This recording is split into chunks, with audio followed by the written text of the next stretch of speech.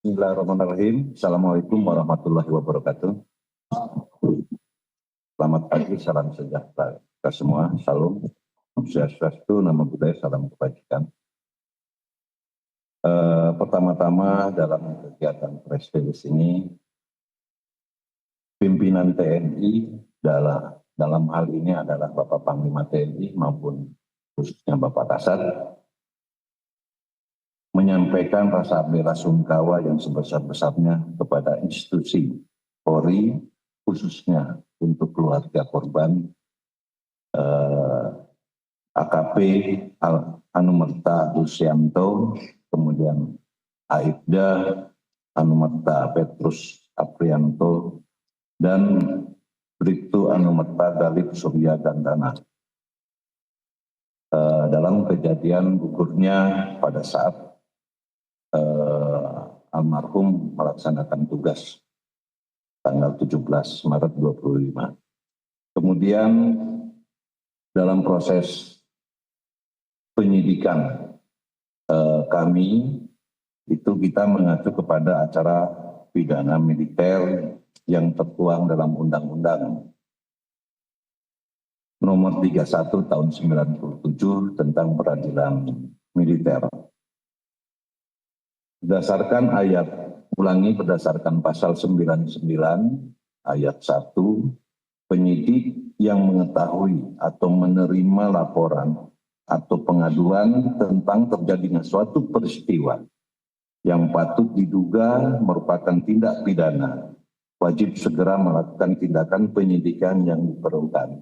Nah, di sini yang kami ingin sampaikan titik tolak mekanisme dalam penyidikan kami. Mungkin bisa ditayangkan, nah inilah mekanisme kami di dalam melaksanakan, jadi tidak serta-merta rekan-rekan sekalian. Dalam hal ini kami urut kejadian tanggal 17. Pada saat itu korban sedang melaksanakan tugas, tanggal 17 melakukan penggerbekan judi. Kemudian terduga yang saat sekarang sudah menjadi tersangka itu menyerahkan diri pada tanggal 18 Maret 2025, yaitu Kopda B. Kemudian tanggal 19 Maret 2025, tersangka kedua itu Peltu YHL itu menyerahkan diri di Batu Raja. Sehingga anggota kami di Subdepo Batu Raja yang menjemput dan membawa ke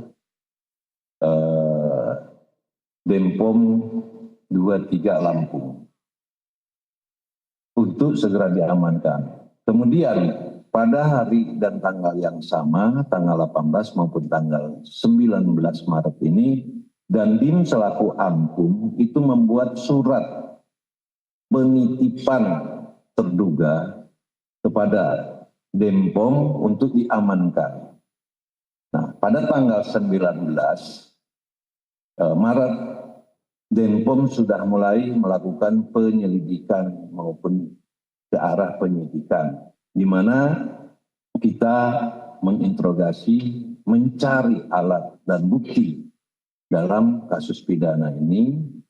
Alhamdulillah pelaku mengakui, kemudian menunjukkan di saat dia lari dari lokasi itu membuang senjata di satu tempat. Akhirnya tanggal 19 Maret siang hari, anggota Denpom melaksanakan pencarian barang bukti tersebut. Dan syukur alhamdulillah ditemukan. Mungkin fotonya ada. Nah, ditemukan di sini. Nah, setelah alat bukti dan barang bukti kami temukan dan hasil pemeriksaan tersangka mengakui perbuatannya, maka dan Denpom koordinasi ke Polda maupun Polres untuk meminta pelaporan secara resmi ke kami dalam rangka untuk menentukan tersangka dan melakukan proses hukum lebih lanjut. Dan itu dilaksanakan pada tanggal 22 Maret 2025.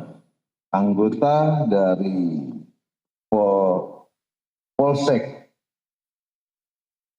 Negara Batin atas nama Aibda Wara Andani telah membuat laporan polisi kepada kami tentang laporan polisinya tentang tindak pidana penembakan terhadap 3 orang korban yang saat melaksanakan tugas.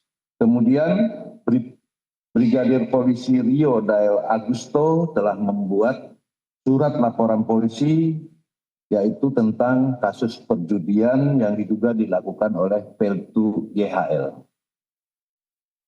Tanggal 22 ini berdasarkan laporan polisi ini, maka penyidik melakukan SOP-nya atau mekanisme dalam penyidikan itu membuat surat permohonan kepada Ankum, yaitu Dandim. Nah, atasan yang berhak menghukum Dandim untuk mengeluarkan surat penahanan sementara dalam rangka proses penyidikan. Pada tanggal 23 Maret 2025, Dandim mengeluarkan surat penyerahan perkara untuk penyidikan dan penahanan sementara.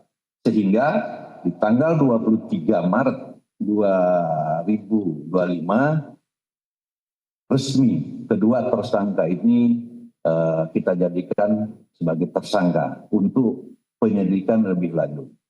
Kemudian setelah Denpom ataupun Pomdam 2 Sriwijaya menerima laporan tersebut, maka kami laporkan kepada Bapak Kasat dan Bapak Kasat memerintahkan kami untuk menindaklanjuti membentuk tim supervisi dan percepatan dalam penyidikan ini. Maka komunikasi dengan Kadipam, alhamdulillah pada 24 Maret 2025 sore hari kami beserta Karoop Propus Mabes Polri, Brigadir Jenderal TNI Polisi Pamen Simajunta bersama dengan Danpus Sintelat dan bersama Sintel Mabesat ini datang ke Lampung. Kemudian malam hari kami membedah permasalahan apa saja, apa mungkin yang akan kita lakukan ke depan, sehingga di tanggal 24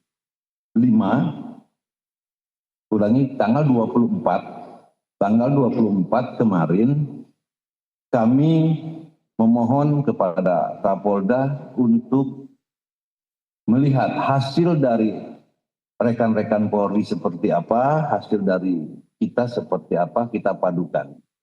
Karena ini ada kaitannya, mohon izin Pak Kapolda, ada kaitannya kami memerlukan saksi polisi yang memang ada, termasuk yang dikatakan Bapak Kapolda, yaitu 2 anggota Polri, termasuk salah satunya tersangka yang berinisial K. Kemudian 1 masyarakat sipil, Ibu Nur.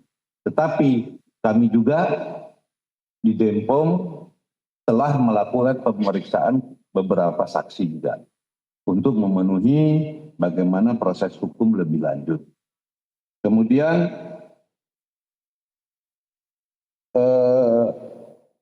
di dalam penyelidikan ini, dalam pelaporan polisi untuk Kopda B itu disangkakan pasal 340 dengan Yonto 338.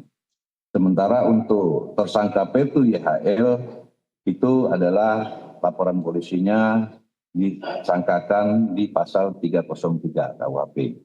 Namun untuk Kopda B karena memiliki senjata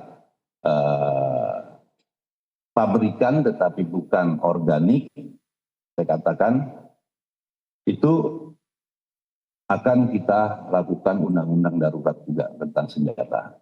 Jadi percayalah rekan-rekan sekalian, kami akan profesional, akan melakukan kerja dengan baik. Apa yang menjadi prosedur tetap kami jalankan. Kemudian komitmen Bapak Kasat juga sampaikan kepada kami, buka seterang-terangnya, transparan, kemudian proses hukum apabila memang anggota TNI Angkatan Darat ini salah, lakukan proses hukum dengan baik. Maka kami akan berupaya untuk percepatan tim kami dari Jakarta 10 orang, kami akan memperkuat Denpom untuk segera menyelesaikan persoalan ini dan selalu bekerja sama dengan Polda, khususnya mungkin Dirkrimum, kami akan tetap lakukan. Yang jelas komitmen Bapak Kasat, kolaborasi ini harus dilaksanakan, jaga institusi kedua belah pihak yang sudah sinergitas antara TNI dan Polri, kemudian lakukan yang terbaik untuk bangsa ini. Mungkin bisa kami jelaskan seperti ini, kurang dan lebihnya saya mohon maaf. Saya akhiri. Wassalamualaikum warahmatullahi wabarakatuh.